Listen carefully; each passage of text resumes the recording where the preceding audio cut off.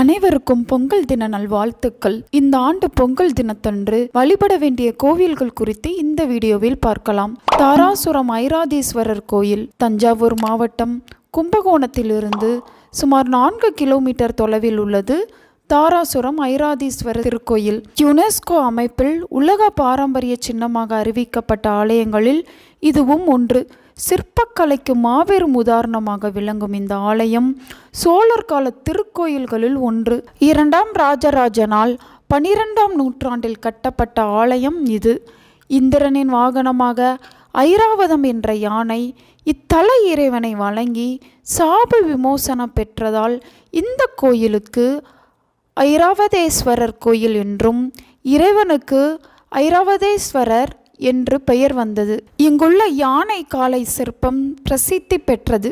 யானையின் உடலை மறைத்தால் காளையின் உருவமும், காளையின் உடலை மறைத்தால் யானையின் உருவமும் தெரியும் வகையில் 2 விலங்குகளுக்கும் ஒரே தலையை வடித்திருப்பது சிற்பக்கலைக்கு ஒரு எடுத்துக்காட்டாக விளங்குகிறது. இந்த கோயிலில் பொங்கல் தினத்தன்று சென்று வழிபடலாம்.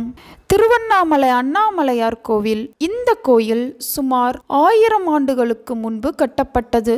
சோழர்கள், பாண்டியர்கள், சம்புவராயர்கள், போசலர்கள், விஜயநகர அரசர்கள், நாயக்க மன்னர்கள், நகரத்தார்கள், குறுநில மன்னர்கள், ஜமீன்தார்கள் என பல்வேறு அரசர்களின் பங்களிப்பு இக்கோயிலில் உள்ளது. ஆலயத்தில் 9 கோபுரங்கள் உள்ளன. கோபுரங்கள் மலிந்த ஆலயம் இது. இவ்வாலயத்தின் உள்ளே 6 பிரகாரங்கள் உள்ளன.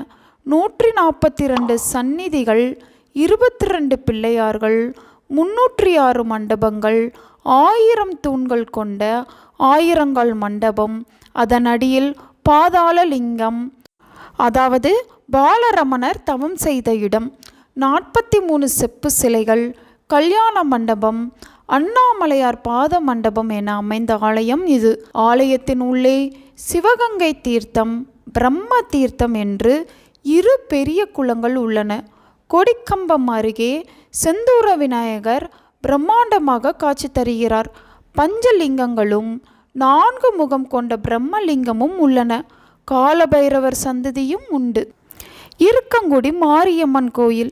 விருதுநகர் மாவட்டம் சாத்தூரில் இருந்து சுமார் 8 கிலோமீட்டர் தொலைவில் இருக்கங்குடி மாரியம்மன் கோவில் உள்ளது. கோவிலின் தெற்கு பக்கம் வைப்பாறு, வடக்கு பக்கம் அர்ஜுனனாறு என்று 2 ஆறுகள் சேர்ந்து வருவதால் இரு கங்கை கூடுமிடம் என்று சொல்லப்பட்டு இந்த இடத்தில் அம்மன் குடிகொண்டு விட்டதால் இரு கங்கை குடி என்று இருந்து பின்னால் அது இருக்கங்குடி என்றாகி விட்டது. இந்த கோவிலில் வழிபட்டு செல்பவர்களுக்கு அம்மை உட்பட அனைத்து விதமான நோய்களும் நீங்கும் என்கின்ற நம்பிக்கை இந்த பகுதி மக்களிடம் இருக்கிறது. மேலும் தென் மாவட்ட பக்தர்கள் பலரின் கனவிலும் இந்த அம்மன் தோன்றி உத்தரவிட்டு சில காரியங்களை செய்ய சொல்வதாகவும் கூறப்படுகிறது. இந்த கோவிலுக்கு சென்று பொங்கல் தினத்தன்று வழிபடலாம். மருதமலை முருகன் கோயில். மருதமலையில் முருகனின் அருள் பெற்ற பாம்பாட்டி சித்தர் முருகனுக்கு புதிய சிலை வடித்தார். இந்த சிலையே கருவறையில் இருக்கிறது. 2 கரங்களுடன் உள்ள இந்த முருகப்பெருமான் பழனி முருகனைப் போலவே கையில் தண்டத்துடன் இடது கையை இடுப்பில் வைத்தபடி தண்டபாணியாக காட்சி தருகிறார். தலைக்கு பின்புறம் குடும்பி உள்ளது. காலில் தண்டை அணிந்திருக்கிறார். தினமும் ராஜ அலங்காரம், விபூதி காப்பு, சந்தன காப்பு என 3 வித அலங்காரங்களுடன் காட்சி தருவார். இந்த கோயிலுக்கும் பொங்கல் தினத்தன்று சென்று வழிபாடு நடத்தலாம்.